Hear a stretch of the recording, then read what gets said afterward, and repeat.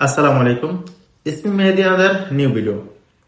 Guys, যারা ইতালিতে আসতে যাচ্ছেন এবং আসবেন তাদের জন্য এই ভিডিওটি বানানো।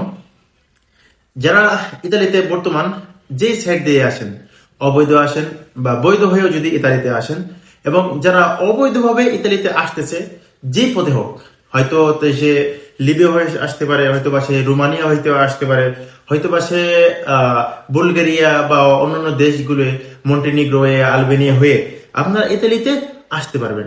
এবং আসার পর বা আসছে এর ভিতরে অনেক লোকের সাথে আমার কথা হয়েছে।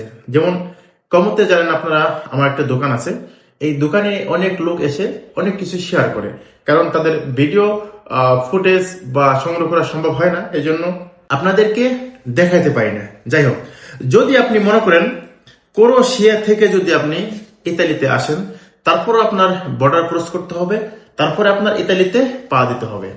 দ্বিতীয় হচ্ছে, যদি আপনি রোমানিয়াও যদি আসেন, তারপরে রোমানিয়ার পরে সার্বিয়া, সার্বিয়া এইভাবে হয়ে বা আপনি ক্রোয়েশিয়া আপনার আসতে হবে। দেখা যায় আউট সাইড বা সামনের সাইড বা যেই সাইড দিয়ে আপনি আসেন না কেন, কিন্তু যে কোনো বর্ডার আপনার পাস করতে হবে। এমন এমন লোক গেছে যাদের মনে করেন একদিন গেছে খায় নাই, 2 দিন গেছে, 5 দিন গেছে খায় নাই, তাদের চিন্তা একটাই ছিল ইতালিতে আসবে।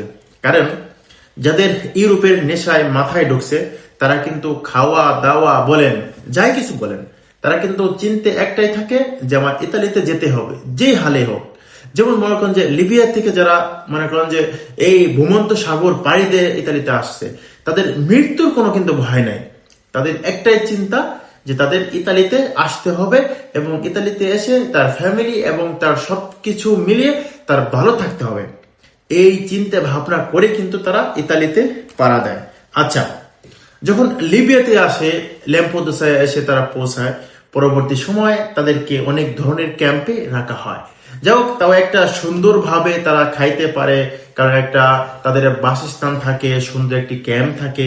এই ক্যাম্পের মাধ্যমে তারা খাবার দাওয়া এবং মানে পোশাক আদি সবকিছু তাদের জন্য রেডি থাকে।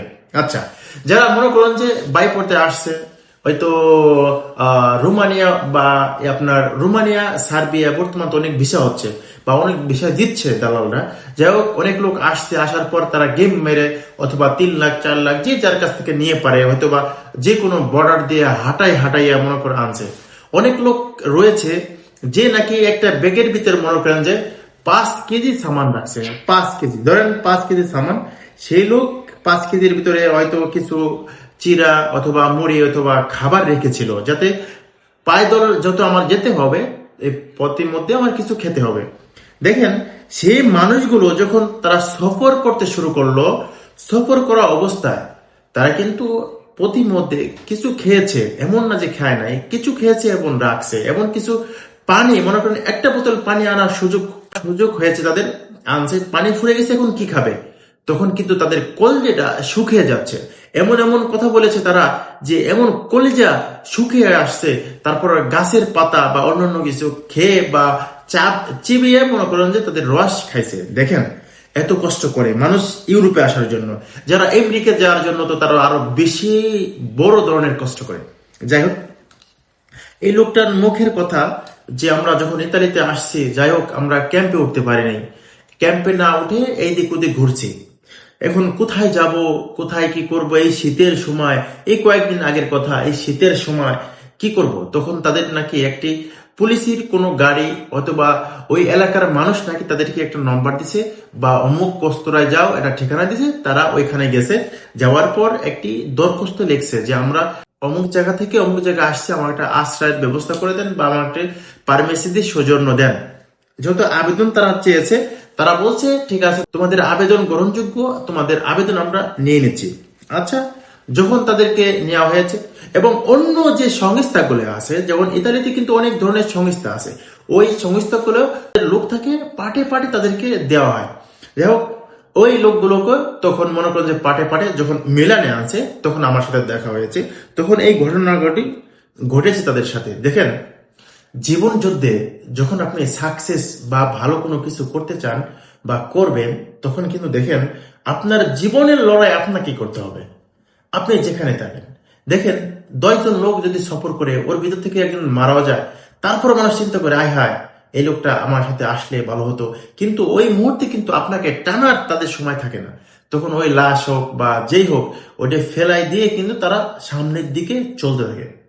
অতএব দেখেন, আপনার স্থান থেকে যদি আপনি ইউরোপের কোনো চিন্তায় লিগেল ওয়েতে ইতালিতে আসবেন, কারণ বাইপথ, কারণ একটি ভয়ঙ্কর বাইপথ।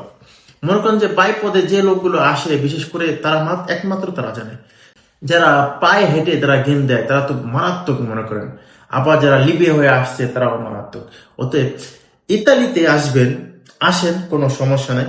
ইতালিতে আসার একটি সিস্টেম হচ্ছে, ইতালির সরকার ভিসা দিচ্ছে, কিন্তু আপনার সব ধরনের ভিসা দিচ্ছে।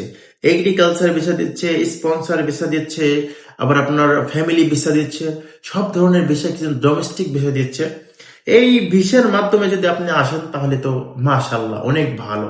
আসার পর আপনি সুস্থ মতো কাগজ করতে পারবেন, খাইতে পারবেন, সব কিছু, মানে আপনার রেগুলারলি আপনি সব কাজ করতে পারবেন। ওতে যারা আপনারা আসতে যাচ্ছেন অবৈধ পথে না এসে, আমি বলবো যে আপনারা সরাসরি সুন্দরভাবে এবং বিমানে করে ইতালিতে আসুন, ইতালিতে ল্যান্ড করুন এবং পার্টে পার্টে আপনারা ভাগ হন, যাতে আপনি আপনার দেশকে এবং আপনার জাতিকে এবং আপনার ফ্যামিলিকে আপনি সচ্ছল করাইতে পারেন। অতএব যারা ভিডিওটি দেখছেন, বিশেষ করে ভিডিওটি যাদের ভালো লেগেছে অবশ্যই কমেন্ট করবেন, এবং যাদের ইতালিতে আসার ইচ্ছুক, আসতে চান, অবশ্যই কমেন্ট বক্সে জানাবেন, এবং পরবর্তী নেক্সট ভিডিওতে অবশ্যই দেখা হবে। আজকের মতো ভিডিও এখানে শেষ করে দেব। আল্লাহ হাফেজ।